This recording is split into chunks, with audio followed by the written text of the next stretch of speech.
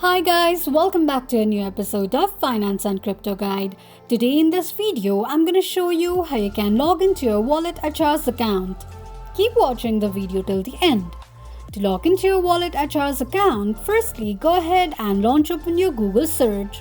On the search box at the top, type in Wallet HR login and make a search. You're going to see the search results displayed on the screen. Click on the first link shown on the page. It will take you to the login page of your Wallet HR's account.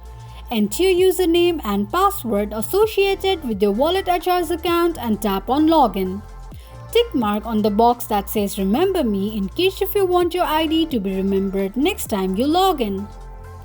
In case if you don't remember your password, click on the link that says I forgot my password. If you want to log into your Wallet HR's account with OTP, tick mark on the box that says Login with OTP.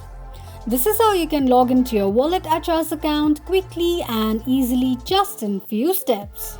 If you have any thoughts or queries, let us know in the comments section. Don't forget to subscribe to our channel. Also press the notification bell icon so that YouTube will notify you whenever we post a new video. I hope this video was helpful to you. Thank you so much for watching.